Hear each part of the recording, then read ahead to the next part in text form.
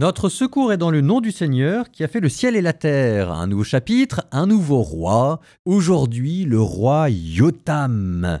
Alors pour le coup, ça, vous l'aviez pas dans le livre des rois, donc ça aura le charme de la nouveauté. Bonne lecture. Chapitre 27. Tout le peuple de Juda prit Osias, âgé de 16 ans, et le fit roi à la place de son père Amazias. C'est lui qui rebâtit Eilat et la réintégra en Juda après que le roi Amazias eut reposé avec ses pères. Osias avait 16 ans lorsqu'il devint roi et il régna 52 ans à Jérusalem. Sa mère s'appelait Jécoli et elle était de Jérusalem. Il fit ce qui est droit aux yeux du Seigneur, tout comme l'avait fait Amazias son père. Il s'appliqua à rechercher Dieu tant que vécut Zacharie, qui avait l'intelligence des visions de Dieu, et tout le temps qu'il rechercha le Seigneur, Dieu le fit réussir. Il partit en guerre contre les Philistins, il démantela le rempart de Gath, le rempart de Yabné, le rempart d'Ashdod, et construisit des villes dans la région d'Ashdod et chez les Philistins. Dieu lui vint en aide contre les Philistins, contre les Arabes qui habitaient à Gour-Baal et contre les Méounites. Les Ammonites payèrent tribut à Osias, dont la renommée parvint jusqu'à l'entrée de l'Égypte, car il était devenu extrêmement puissant. Osias construisit des tours à Jérusalem, sur la porte de l'angle, sur la porte de la vallée et sur le contrefort, et il les fortifia. Il construisit des tours dans le désert et creusa de nombreuses citernes, car il avait de nombreux troupeaux dans le bas pays et sur le plateau. Il avait aussi des cultivateurs et des vignerons dans les montagnes et au Carmel, car il aimait la terre. Osias avait une armée entraînée, capable d'aller au combat, répartie par troupes selon le nombre des hommes recensés par Yéhiel, le secrétaire, et Maasias, le scribe. Elle était sous l'autorité de Hananias, l'un des officiers du roi. Le nombre total des chefs de famille des vaillants guerriers était de 2600. Ils avaient sous leurs autorités une armée de 307 500 hommes, d'une grande valeur au combat, pour aider le roi en face de l'ennemi. Osias procura à toute cette armée des boucliers, des lances, des casques, des cuirasses, des arcs et des frondes avec leurs pierres. Il fit également fabriquer à Jérusalem des engins conçus par un ingénieur, destinés à être placés sur les tours et aux angles pour lancer des traits et des grosses pierres. Sa renommée se répandit au loin, car il fut merveilleusement aidé au point qu'il devint puissant. Mais lorsqu'il fut devenu puissant, son cœur s'enorgueillit jusqu'à le perdre, et il fut infidèle au Seigneur son Dieu. Il entra dans le temple du Seigneur pour brûler de l'encens sur l'autel du Seigneur. Le prêtre Azarias entra après lui avec 80 prêtres du Seigneur, des hommes courageux. Ils s'opposèrent au roi Osias et lui dirent « Ce n'est pas à toi, Osias, de brûler de l'encens pour le Seigneur, mais c'est aux prêtres, descendants d'Aaron, qui ont été consacrés pour brûler de l'encens. Sors du sanctuaire, car tu as été infidèle, et cela ne te vaudra pas la gloire qui vient du Seigneur Dieu. » Osias, qui tenait à la main un encensoir pour brûler de l'encens, se mit en rage, et tandis qu'il était en rage contre les prêtres, la lèpre apparut sur son front. En leur présence, dans la maison du Seigneur, devant l'autel de l'encens. Le grand prêtre Azarias et tous les prêtres se tournèrent vers lui, et voici que son front était couvert de lèpre. En toute hâte, ils l'expulsèrent, et lui-même se pressa de sortir, parce que le Seigneur l'avait frappé. Le roi Osias fut lépreux jusqu'au jour de sa mort, et il habita, lépreux, dans une maison à l'écart. En effet, il était exclu de la maison du Seigneur. Son fils Yotam, maître du palais du roi, gouvernait les gens du pays. Le reste des actions d'Osias, des premières aux dernières, le prophète Isaïe, fils d'Amoz, les a écrites. Osias reposa avec son père, et on l'ensevelit avec eux dans le champ de la sépulture des rois, car on disait « Il est lépreux ». C'est son fils Yotam qui régna à sa place.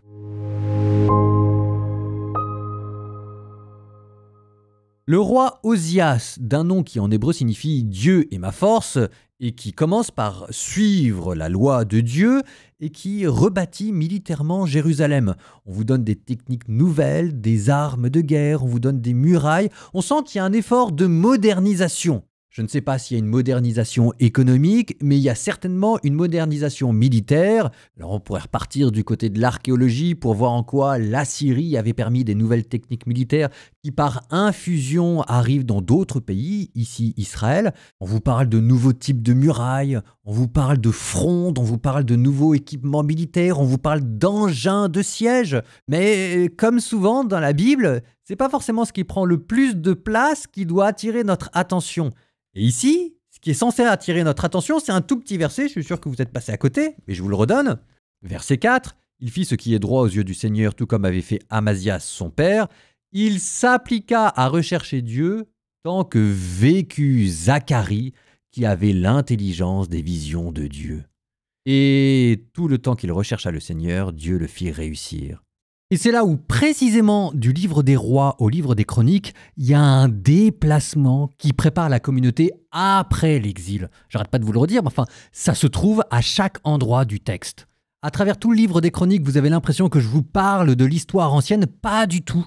Je prépare la refondation post-exilique. Parce que si jamais je reprends ce verset, vous, ce que vous allez me dire, quand on suit le Seigneur, ça se passe bien. Enfin, ça, c'est déjà vu et revu. Et moi, je vous dis, non, la pointe du verset, elle n'est pas là. La pointe du verset, c'est qu'est-ce qui a permis à Osias de suivre la loi du Seigneur? Et la réponse est Zacharie. C'est une personne. C'est un prêtre. C'est pas dit dans le texte, mais enfin, il n'y a même pas besoin de le dire, c'est évident que c'est un prêtre. Et ce qu'il faut deviner derrière lui, c'est qu'en Juda est en train de se constituer une classe sacerdotale, la constitution d'un corps de fonctionnaires d'État issus des rangs lévitiques et sacerdotaux et qui commence à influer sur la politique via le roi dont ils sont devenus les conseillers. Parce que si vous regardez bien, c'est pas le premier. On a déjà eu Joad et puis on a vu cet autre Zacharie qui avait été assassiné entre le temple et l'autel. C'est là où on se dit qu'à force de voir venir et revenir de telles figures influentes, c'est que derrière, il y a tout un mouvement qui est en train de se dessiner. Parce que vous pouvez prendre les grands prophètes, mais Jérémie, c'était un prêtre, pareil.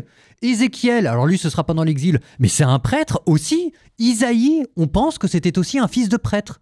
Je reprends parce que c'est important. Nous, à travers ces noms que je vous ai donnés, on a l'impression d'avoir affaire à des individus isolés.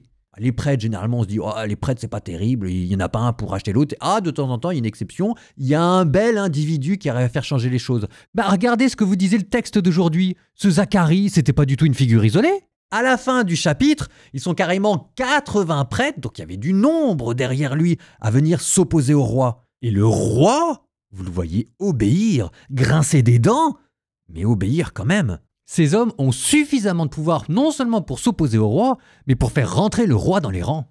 Et vous croyez que le roi, c'est parce qu'il était convaincu de ce que disaient les prêtres? Pas du tout. C'est parce qu'en face de lui, il y avait un véritable contre-pouvoir. C'est un corps d'État de fonctionnaires qui s'est organisé, structuré et qui maintenant est en train d'affirmer son indépendance. Et c'est de ce milieu sacerdotal que la Bible va émerger, C'est eux qui vont écrire le livre. Alors peut-être pas autant de cette période-là, mais à travers l'exil, à travers le retour de l'exil, etc. C'est exactement ce milieu d'où va naître la figure du scribe qui va compiler la Bible.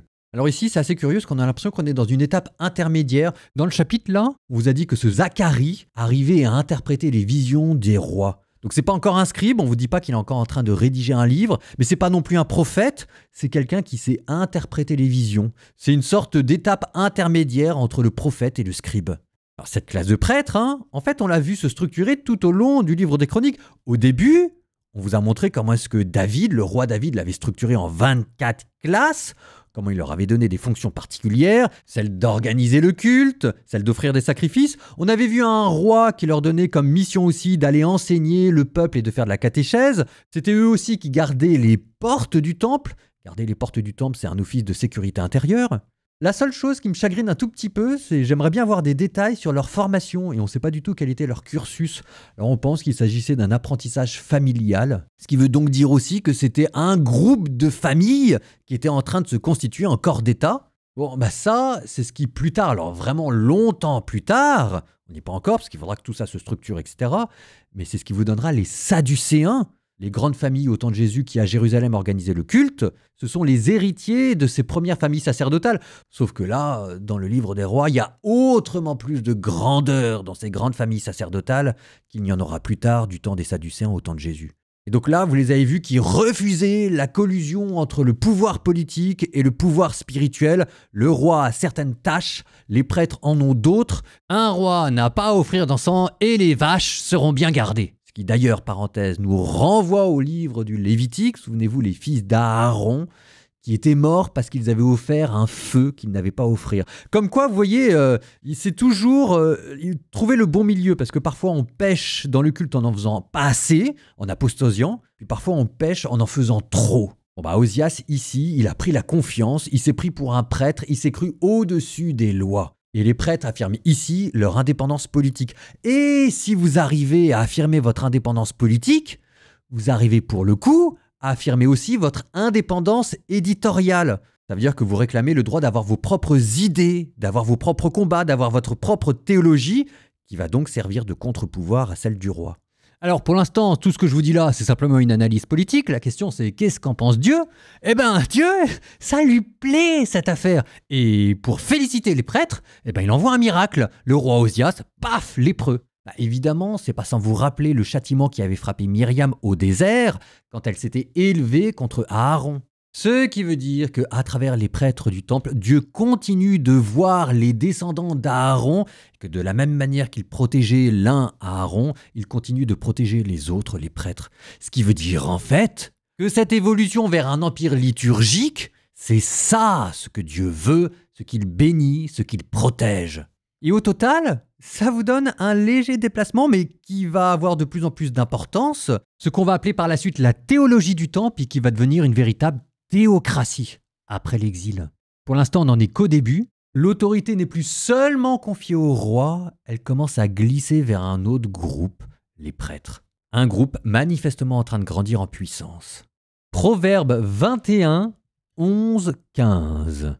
Quand on punit l'insolent, l'étourdi devient sage. Le sage, lui, il suffit de le raisonner pour qu'il comprenne. Le juste considère le clan du méchant. Le méchant pervertit les autres pour leur malheur. Qui fait la sourde oreille à la clameur des faibles criera lui-même sans obtenir de réponse. Oula, celui est très beau, je vous le redonne quand même. Qui fait la sourde oreille à la clameur des faibles criera lui-même, mais sans obtenir de réponse. On apaise une colère par un présent discret et la fureur violente par un cadeau sous le manteau. Pas faux. L'exercice du droit est une joie pour le juste, c'est la terreur des malfaisants.